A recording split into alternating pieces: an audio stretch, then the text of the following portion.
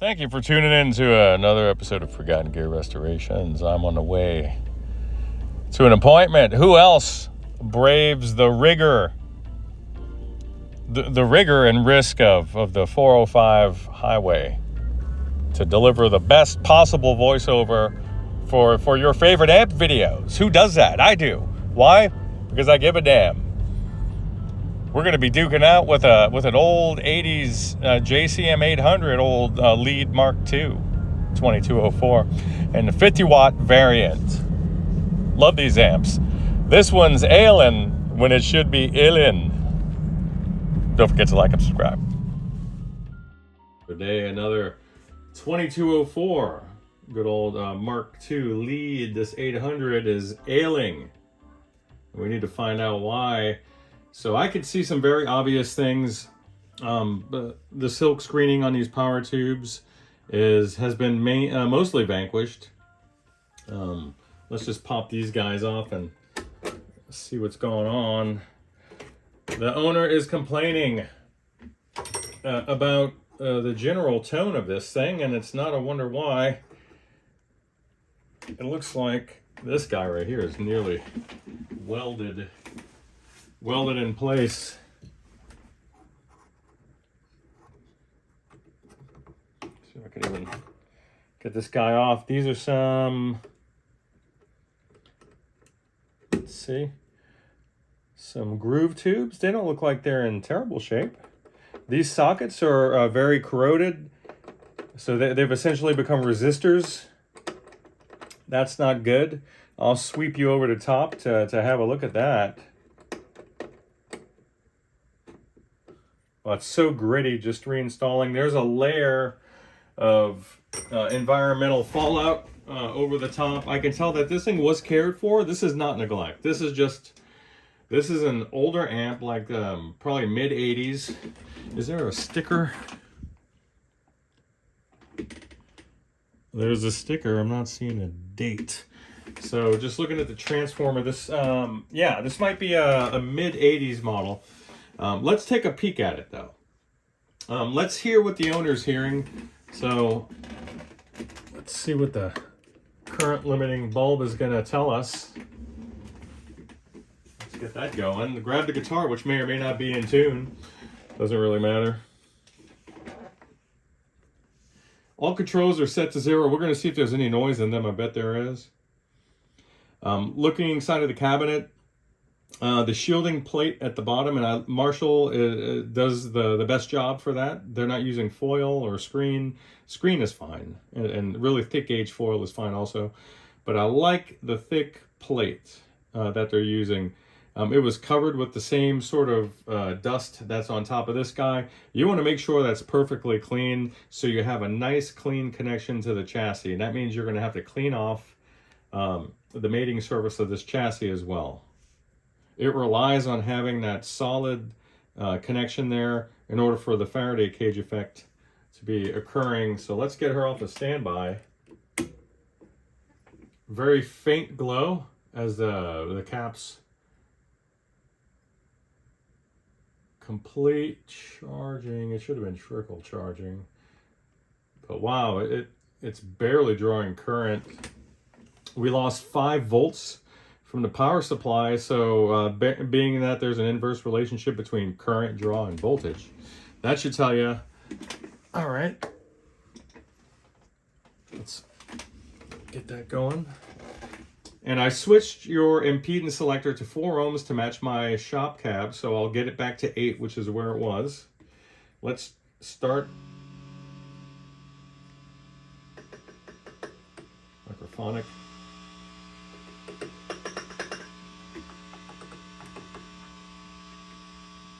And that already sounds bright, like you were saying. So really, let's see. So background noise from the power supply is not bad at all. As soon as you break the ground on this jack, these noisy tubes are coming into play. Let's get everything. It's about 50%, which is, Marshall just says, hey, if you put everything on 5, it's going to sound amazing. And they're usually right.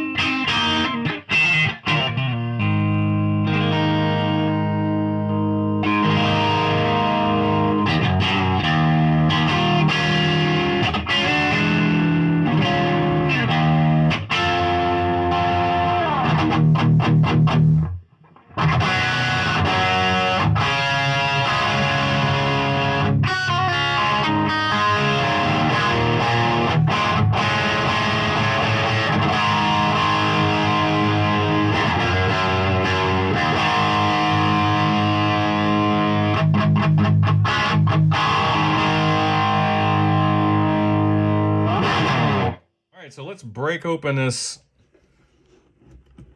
V1 position and see what I was talking about. These are some dirty contacts there. Take a look. Let me get in there with the light. It's not really working. But you can see, hopefully you can see, that these guys are heavily corroded. That should be shiny and silver. This tube is kaput. We're going to clean this guy out and see if that helps our case with these microphonics, but I'm not holding out hope. This guy is a filthy wreck as well, and I'll keep these in order. So I'll just give you a general sweep over. You have that dull white and carbonized kind of a look.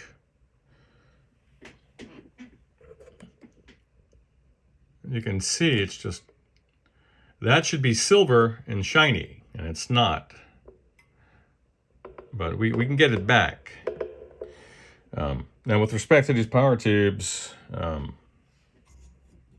just a little hot. Despite the fact that these power tubes look incredibly worn, I'm sure they are. They're not causing issues at the moment. The majority of the issues that I'm at least hearing now would be resolved by replacing V1 and doing a cleanup and retensioning of the tube sockets, cleaning the pots and the jacks and all that stuff. I'll get her flipped over. I have not measured ripple or any other values that would indicate or that would steer me towards the recommendation of a recap or anything like that. So bear in mind, this is just first glance. All right, now we just finished cleaning and retensioning the 3 preamp sockets, and it required a very deep cleaning. Well, let's see.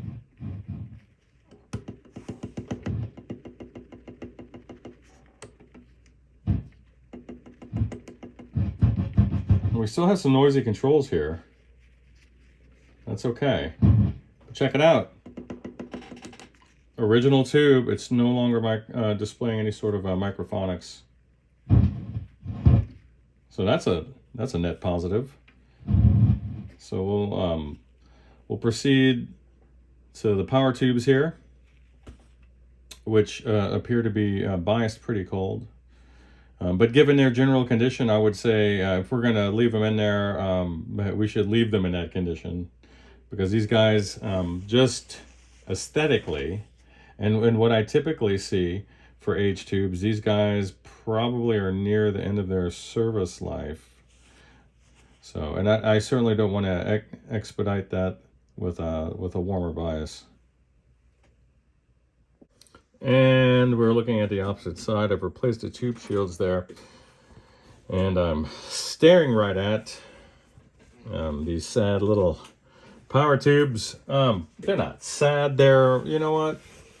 These guys lived a happy life. they're not telling us they're ready to go. They're not making extraneous noises. I'm not seeing any indication. You know, now granted, I'm not looking at GM on some kind of a meter or something. I don't have access to that these days. It was just a waste of time for me. Let's see if that's going to wipe off.